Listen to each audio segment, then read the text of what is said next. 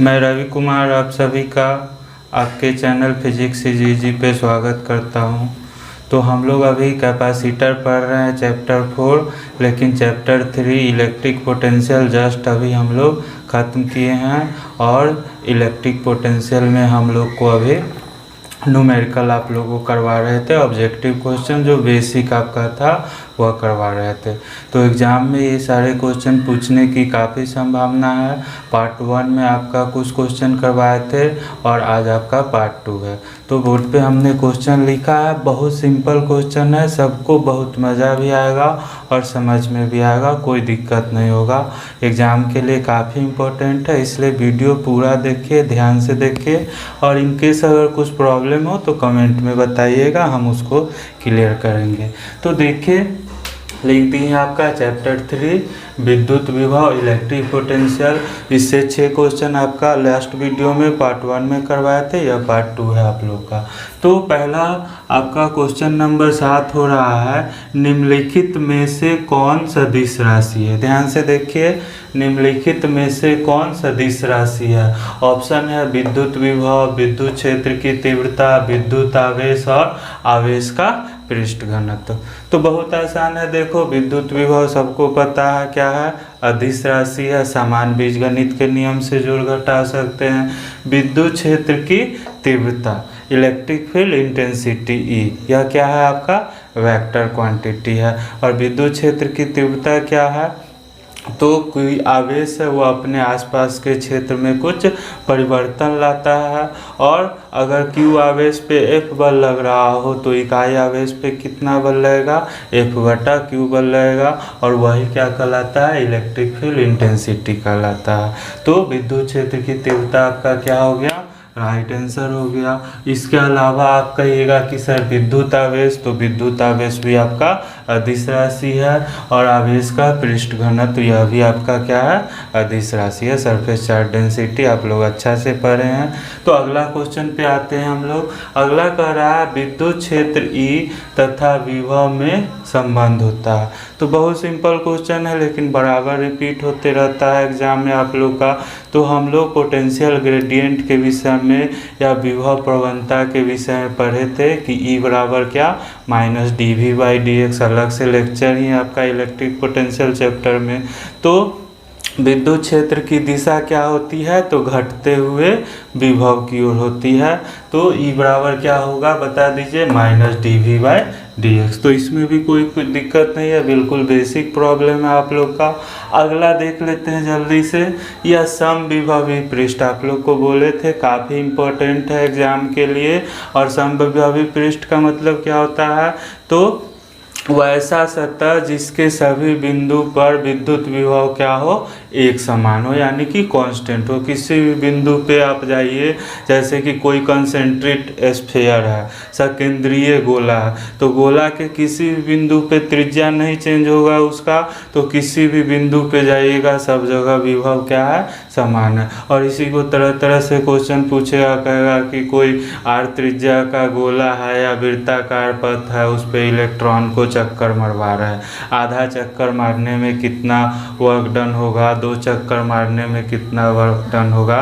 तो simple concept है कि अगर समविभवी पृष्ठ के विषय में आपको पता है तो यह क्लियर है कि समविभवी पृष्ठ पर पोटेंशियल नियत है, वह नहीं बदलता। और पोटेंशियल नहीं बदलता है मतलब क्या हुआ, कोई वर्क नहीं होगा, कितना भी चक्कर मरवाइए कोई वर्क नहीं होगा। अगर वर्क होगा तो पोटेंशियल भी चेंज होगा, काफ़ी डिस्कस कर चुके हैं हम लोग। तो क्वेश्चन देख लीजिए, कह रहा है समविभवी पृष्ठ पर एक इलेक्ट्रॉन को एक बिंदु से दूसरे बिंदु तक विस्थापित करने में, और कहता है कार्य इलेक्ट्रॉन पे होता है, कार्य इलेक्ट्रॉन द्वारा होता है, कार्य अनंत होता है और कार्य नहीं होता है। क्या आंसर हो जाएगा, कार्य नहीं होता। तो क्वेश्चन देखो एक ही क्वेश्चन है, आप लोग अगर रटने का कोशिश कीजिएगा तो इसको कितना तरह से पूछ सकता है।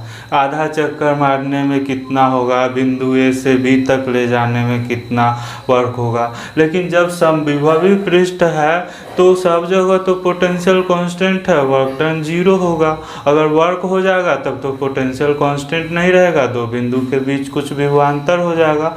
तो मेन चीज़ इस कॉन्सेप्ट को आप लोग को ध्यान में रखना है, तो कैसे भी क्वेश्चन पूछेगा आप लोग को प्रॉब्लम नहीं होगा। जल्दी से हम लोग अगला क्वेश्चन देख लेते हैं। कह रहा है 2 कूलाम आवेश को एक बिंदु से दूसरे बिंदु तक ले जाने में 20 जूल कार्य करना पड़ता है। ध्यान से देखिए कितना आवेश को, तो 2 कूलाम आवेश को एक बिंदु से दूसरे बिंदु तक ले जाने में 20 जूल कार्य करना पड़ता है।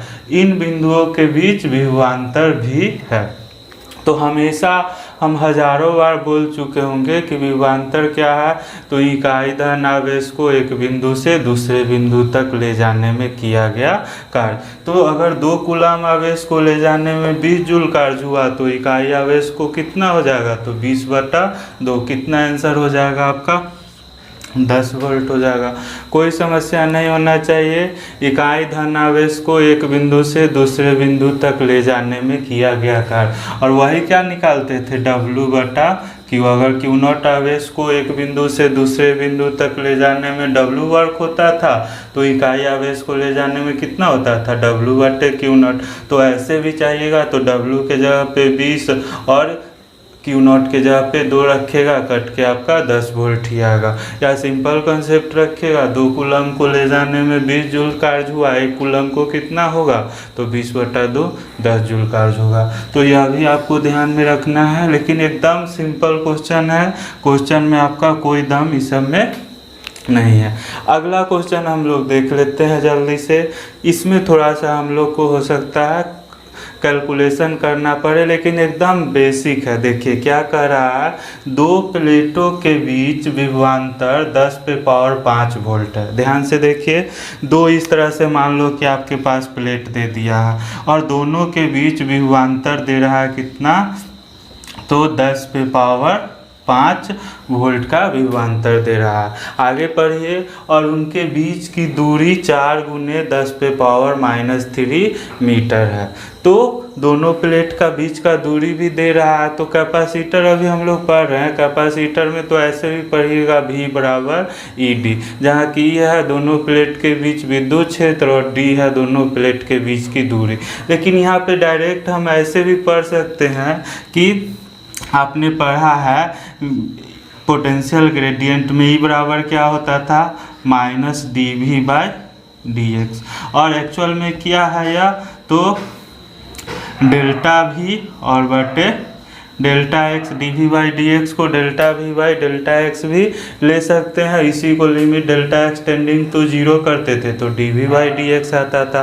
तो क्वेश्चन पहले ध्यान से देख लीजिए। कह रहा है 2 प्लेटों के बीच विभवांतर 10⁵ वोल्ट है और उनके बीच की दूरी 4 × 10⁻³ मीटर है। इन प्लेटों के बीच एक इलेक्ट्रॉन ई पर कितना बल लगेगा। तो 2 प्लेट के बीच अगर कुछ विभवांतर है, मतलब क्या है, इसके बीच कुछ इलेक्ट्रिक फील्ड ई भी होगा, और अगर ई का मान जैसे ही निकालिएगा F बराबर क्या हो जाएगा, QE हो जाएगा। तो ई का मान कैसे निकल जाएगा, तो ई बराबर होता है -dV/dx। केवल मैग्नीट्यूड अगर लेना चाहिएगा तो डेल्टा V/डेल्टा x भी ले सकते हैं, निगेटिव साइन को छोड़ भी सकते हैं, चूँकि केवल हमको क्या निकालना है, उसका मैग्नीट्यूड लेना है। इच्छा होगा आपको निगेटिव साइन रखिएगा भी। तो E बराबर dV/dx से दोनों प्लेट के बीच का विभवांतर यानी कि dV कितना हो गया आपका, देख लीजिए। तो dV हो गया 10⁵ वोल्ट, और दोनों के बीच की दूरी यानी कि डेल्टा x हुआ कितना हो गया, 4 × 10⁻³ तो बटे 4 × 10⁻³ या किसका मान निकाल लिए, इलेक्ट्रिक फील्ड ई का मान आपने निकाल लिया 10 पे पावर 5 बटे 4 गुने 10 पे पावर -3। कैसे निकाल लिए? तो चूंकि ई बराबर होता है माइनस dv/dx, या इसको डेल्टा v/डेल्टा x भी ले सकते हैं। डेल्टा v यानी कि विभवांतर जो दे रहा है 10 पे पावर 5 वोल्ट, और डेल्टा x क्या हो गया? दोनों प्लेट के बीच की दूरी, जो कि आपने लिखा 4 गुने 10 पे पावर -3। तो इलेक्ट्रिक फील्ड ई का मान आपको पता है और आप लोग अच्छा से पढ़ चुके हैं कि कोई विद्युत क्षेत्र ई में अगर कोई आवेश Q को रखते हैं तो उस पर कितना बल लगता है? Q बल लगता है। तो यहाँ पे आवेश Q बराबर क्या है आपका? माइनस ही है, इलेक्ट्रॉन है। तो F बराबर क्या हो जाएगा? तो इलेक्ट्रॉन का आवेश ले लीजिए, कितना होता है? 1.6 इंटू 10⁻⁻19 कूलम। तो Q के जगह पे आपने लिख लिया इलेक्ट्रॉन का आवेश, और इलेक्ट्रिक फील्ड का वैल्यू आपने निकाल ही लिया कितना? 10 पे पावर 5 बटे 4 गुने 10 पे पावर -3। कोई दिक्कत नहीं होगा किसी को भी। अगर 1.6 है, इसको भी दशमलव हटाएंगे, बटा 10 हो गया, 4 से कट गया, कितना बार में? 4 बार में। तो केवल कैलकुलेशन है, आप लोग कर लीजिए आसानी से। यह हो गया 4 गुने, और 10 पे पावर -19 है और 5 है, तो 19 में से 5 घट गया, कितना बचा? -14 बचा।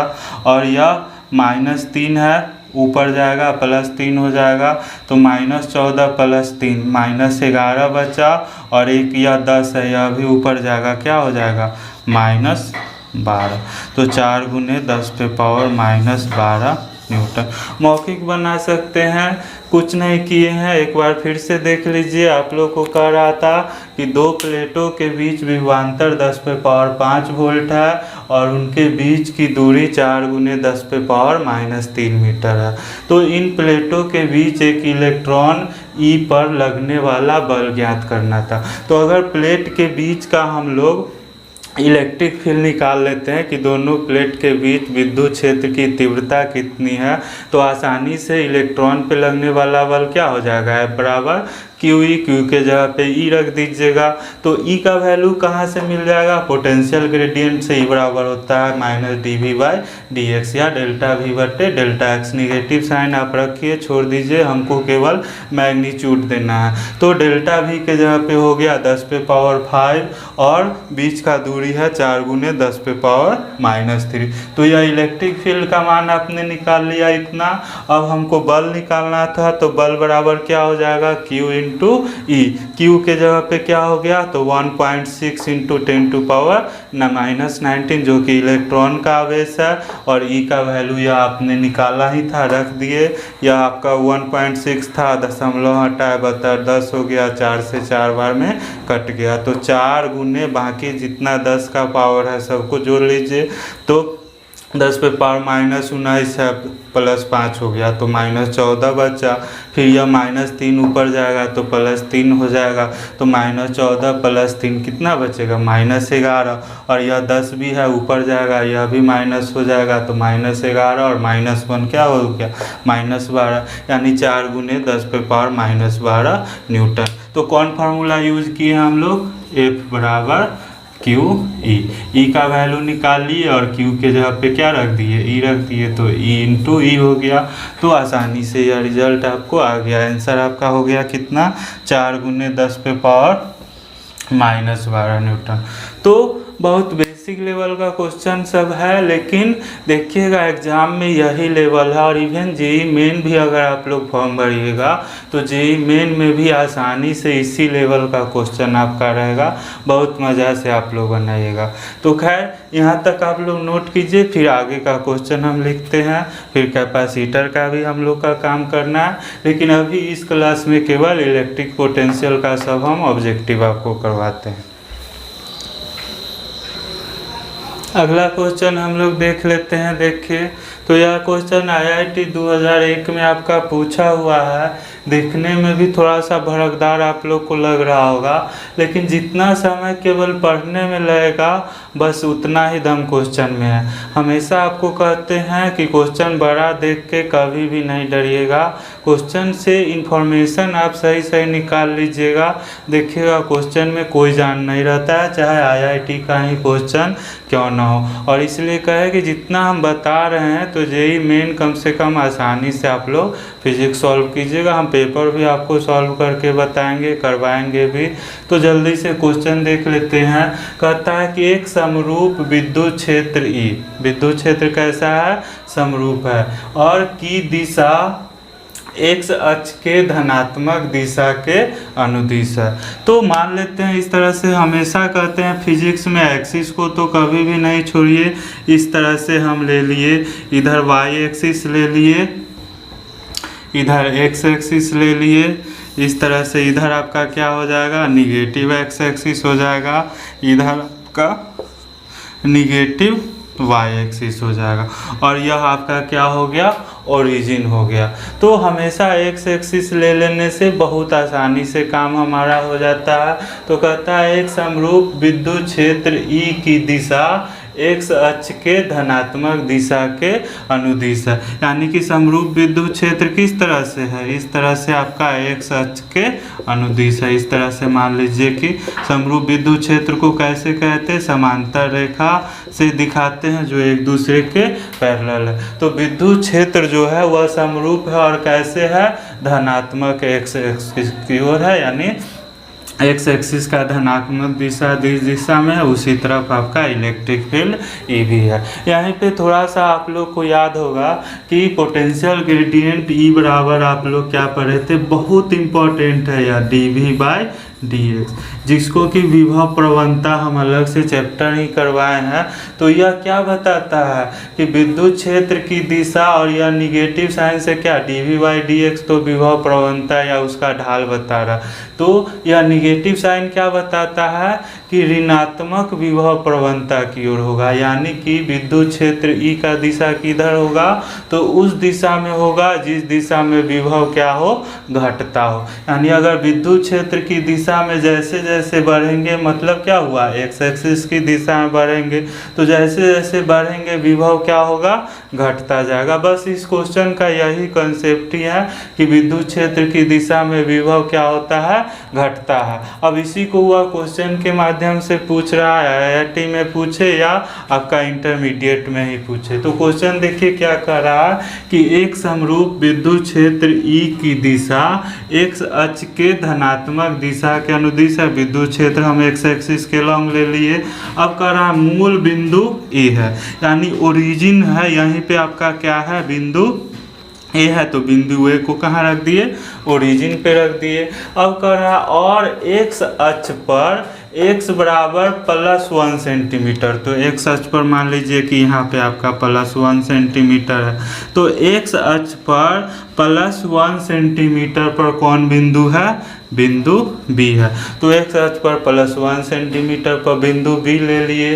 अब कह रहा तथा y अक्ष पर +1 सेंटीमीटर पर बिंदु C है। तो बिंदु C कहाँ है, तो y अक्ष और प्लस यानी कि ऊपर की ओर, तो +1 सेंटीमीटर पर यहाँ पे आपका बिंदु C है। तो कुछ नहीं किए, केवल क्वेश्चन से इंफॉर्मेशन जो क्वेश्चन कर रहा था वही काम किए। कर रहा है कि विद्युत क्षेत्र E की दिशा एक्स अक्ष के धनात्मक दिशा में है, तो विद्युत क्षेत्र E हम एक्स अक्ष के अनुदिश कर लिए। अब कह रहा है मूल बिंदु A है, तो ओरिजिन पर A को रख दिए। अब कह रहा है कि एक्स अक्ष पर x बराबर +1 सेंटीमीटर पर बिंदु B है, तो +1 सेंटीमीटर पर x एक्सिस पर बिंदु B को रख दिए। फिर कह रहा है y अक्ष पर y बराबर +1 सेंटीमीटर पर बिंदु C है, तो y बराबर +1 सेंटीमीटर पर हम बिंदु C को रख दिए, कोई समस्या नहीं है। तो कह रहा है बिंदु A, B तथा C पर विभव यानी कि पोटेंशियल संतुष्ट करता है। यानी कि A, B और C के विषय में क्या कह सकते हैं, ऑप्शन है VA VB, V A greater than we V, V A less than V C और वी ए ग्रेटर देन वी सी। तो बहुत आसानी से आपको पता है कि विद्युत क्षेत्र की दिशा में यानी कि एक्स एक्सिस की दिशा में बढ़ेंगे विभव क्या होगा, घटेगा, क्योंकि E बराबर क्या होता है minus d v by d x, यानी विद्युत क्षेत्र की दिशा घटते हुए विभव की दिशा में होती है। तो अगर बिंदु ए पे विभव वी ए मानिएगा, बिंदु बी पे विभव वी वी मानिएगा, तो निश्चित रूप से वी वी वी ए से क्या होगा, कम होगा, क्योंकि यह एक्स एक्सिस यानी कि इलेक्ट्रिक फील्ड के लॉन्ग बढ़ रहे हैं तब ना बिंदु बी आ रहा है। तो क्लियरली यहाँ से आपका पता चल रहा है कि वी ए क्या है, ग्रेटर देन वी बी है। और अगर वी सी का बात कीजिएगा तो वी और वी सी दोनों क्या होगा, इक्वल होगा, क्योंकि समरूप विद्युत क्षेत्र में दोनों का एक्स एक्सिस के लॉन्ग, बिंदु सी के लिए भी एक्स एक्सिस का क्या होगा, जीरो ही है, ए के लिए भी जीरो ही है। तो वी ए और वी सी बराबर होगा, जबकि वी ए किससे बड़ा है, वी वी से बड़ा है। तो जैसे जैसे एक्स एक्सिस के लॉन्ग बढ़ेंगे विभव घटते जाएगा, तो वी ए का विभव ज़्यादा है, वी वी का विभव कम होगा, इधर और बढ़ते जाएंगे और विभव घटते जाएगा। तो यही आपका रिलेशन हो गया कि v A greater than we v. अब ऑप्शन में देख लीजिए कौन है v A greater than we v, कहाँ पे आपको मिल रहा है, देखिए ऑप्शन बी में मिल रहा है v A greater than we v. तो यही आपका करेक्ट आंसर हो गया। कोई समस्या नहीं होगा, थोड़ा भी दिक्कत नहीं होगा, और अगर थोड़ा भी कंफ्यूजन हो तो ज़रूर कमेंट कीजिएगा। ऐसे भी वीडियो आप लोग पूरा देखिए, एग्ज़ाम में भी ज़्यादा समय नहीं है और एग्ज़ाम के लिए बहुत इम्पोर्टेंट है। क्योंकि इधर का ट्रेंड देख रहे हैं आप लोग का कि चूँकि एग्जामिनर के पास अब ऑप्शन ज़्यादा है ऑब्जेक्टिव की वजह से, तो नया नया क्वेश्चन भी डालता है, यानी वह गेस रट के आप जाइएगा केवल, और लेवल वही रहेगा क्वेश्चन का, लेकिन वह नयापन डाल देगा, थोड़ा सा क्वेश्चन को नया तरीका से पूछ लेगा। तो हमेशा फोकस, अगर 2 महीना ही टाइम है, 3 महीना ही टाइम है, तो पहला प्रयास कीजिए कि जितना संभव हो सके कंसेप्ट ले ले। कंसेप्ट पता है हमको, पोटेंशियल ग्रेडियंट पता है कि बराबर minus d v by d x होता है, विद्युत क्षेत्र की दिशा में विभव घटता है। अब कैसे भी पन्ना भर के क्वेश्चन दे दे ना, क्या फर्क पड़ता है, बनना तो उसको चुटकी में है, इंफॉर्मेशन निकालना थोड़ा सा प्रैक्टिस का चीज़ है। तो यह क्वेश्चन, अगला क्वेश्चन हम लोग देखते हैं, बहुत सिंपल क्वेश्चन है यह भी। कह रहा है एम द्रव्यमान तथा ई आवेश का एक इलेक्ट्रॉन विरामावस्था से भी विभवांतर पर त्वरित होता है, इलेक्ट्रॉन का अंतिम वेग होगा। तो बहुत आसानी से आप देख लीजिएगा, मान लीजिए 2 बिंदु है, ए है, बी है, और इन दोनों बिंदु के बीच का विभवांतर आपको दे रहा है वोल्टेज, यानी कि दोनों के बीच विभव का अंतर क्या है, भी है। और सारा खेल हमने कहा था कि विभवांतर ही करेगा, यानी दोनों बिंदु के बीच विभवांतर भी है। मतलब क्या हुआ कि इकाई धनावेश को बिंदु बी से ए तक लाने में कितना कार्य करना पड़ेगा, तो भी कार्य करना पड़ेगा। अगर वही क्यू धनावेश को ले जाएंगे तो कितना हो जाएगा, तो भी में क्यू से गुना हो जाएगा। तो मान लो कोई इलेक्ट्रॉन है, उसको ए से बी के बीच भी विभवांतर से आप त्वरित करते हैं, तो उसको कितना एनर्जी गेन हो जाएगा, तो जितना उसका इलेक्ट्रिकल पोटेंशियल एनर्जी उसका होगा भी विभवांतर के कारण, तो इकाई आवेश पे भी वर्क हो गया, और वर्क ही क्या होता है, एनर्जी में बदल जाता है। तो ई आवेश के लिए उसका टोटल एनर्जी कितना हो जाएगा, तो V इंटू ई, यानी कि 2 बिंदु के बीच विभवांतर भी का अर्थ क्लियर पता है कि एकांक आवेश के लिए वर्क कितना हो रहा है, भी हो रहा है। तो अगर इलेक्ट्रॉन को त्वरित किए हैं, इलेक्ट्रॉन का आवेश आपका दे रहा है ई है, तो एकांक के लिए भी हो गया, तो ई के लिए कितना वर्क हो गया, भी, और यही वर्क उसका किस में बदल गया, काइनेटिक एनर्जी में बदल गया। और शुरू में उसका काइनेटिक एनर्जी कर रहा है, विराम से चल रहा है, और फाइनल काइनेटिक एनर्जी मान लेते हैं कि भी डैश हो गया, तो उसका फाइनल वेलोसिटी v डैश मान लीजिए, और सबको बहुत सिंपल पता है कि गतिज ऊर्जा बराबर क्या होता है, हाफ m v स्क्वायर। तो यह v आपका ध्यान दीजिएगा, इसे कंफ्यूज नहीं होइएगा। यह v e क्या है उसका, तो कोई इलेक्ट्रॉन को बिंदु a b जिसके बीच का विभवांतर v था त्वरित किए तो उसका वर्क कितना हो गया, v e हो गया, जो कि उसका पोटेंशियल एनर्जी है। और यही एनर्जी किस में बदल गया, काइनेटिक एनर्जी में। तो अगर अंतिम वेग मान लेते हैं उसका u हो गया, ठीक है। तो अगर अंतिम वेग उसका u हो गया तो उसका गतिज ऊर्जा क्या हो जाएगा, तो गतिज ऊर्जा का सबको पता है फॉर्मूला क्या होता है, हाफ m द्रव्यमान आपको दे ही रहा है, इलेक्ट्रॉन का m है, और उसका वेलोसिटी मान लेते हैं कि u हो गया। तो कितना काइनेटिक एनर्जी हो गया, हाफ m u स्क्वायर। और यह काइनेटिक एनर्जी पहले किस रूप में था, तो स्थितिज ऊर्जा में था, जो कि क्या था, v था। तो पूछ रहा है कि उसका अंतिम वेग क्या होगा। अंतिम वेग किसको माने हैं, u को माने हैं कि u आपका क्या है, अंतिम वेग है। तो फिर से समझ लीजिए, कोई इसमें समस्या नहीं है कि कोई इलेक्ट्रॉन को बिंदु ए बी के बीच जिसका विभवांतर भी था त्वरित किया गया, मतलब उसको कितना एनर्जी मिला, तो इकाई आवेश को भी एनर्जी मिलेगा, तो क्यू आवेश को भी क्यू मिलेगा। तो इलेक्ट्रॉन का आवेश ई है, कितना एनर्जी मिल गया, भी एनर्जी मिल गया। और यही एनर्जी किस में बदल गया, गतिज ऊर्जा में बदल गया। गतिज ऊर्जा बराबर क्या होता है, तो हाफ m और उसका अंतिम वेग u मान लिए तो u स्क्वायर। तो यहाँ से u स्क्वायर बराबर क्या हो जाएगा, देख लो, u स्क्वायर बराबर क्या हो गया, 2 इधर गया तो 2ve, और यह m कहाँ चला जाएगा, बटा में। तो u स्क्वायर बराबर क्या हो गया, 2ve, और यह m बटा में, या u बराबर क्या हो गया, √2ve बटा m। तो देखो, हम जनरली आप लोग को कहते हैं कि पहले कॉन्सेप्ट पे आ जाइए, जब कॉन्सेप्ट क्लियर हो जाए तो अपना लक्ष्य निर्धारित कीजिए, IIT दीजिए, नीट दीजिए, कोई समस्या नहीं है अगर कॉन्सेप्ट पकड़ लिए। हाँ, रट के विज्ञान विषय को पार करना मुश्किल है, क्योंकि क्वेश्चन को 1000 तरीके से पूछ लेगा, लेकिन कॉन्सेप्ट क्लियर है, आसानी से आपका देखिए, यह भी आंसर आपका बहुत आसानी से हो गया। क्या हो गया, √2ve/m, यानी कि यह आपका आंसर हो गया है। कोई दिक्कत नहीं हुआ होगा आप लोग को। देखते हैं, समय होगा तो और प्रॉब्लम कराते हैं, नहीं तो आज इतना ही क्लास आपका रहेगा।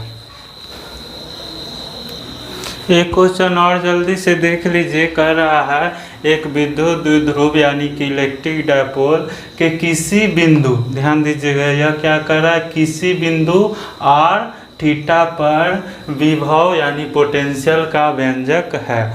तो इलेक्ट्रिक डायपोल का हम एक्सियल पॉइंट या अक्षीय स्थिति पे और निरक्षीय स्थिति पे विद्युत विभव निकालना बताए थे। निरक्षीय पे क्या होता था, शून्य हो जाता था। तो लेकिन किसी भी बिंदु पे हम आप लोग को नहीं करवाए हैं, यह हमको पता है, कारण कि आप लोग का समय इतना जल्दी था कि हम सोचे जल्दी से थोड़ा आगे का चैप्टर भी कर ले।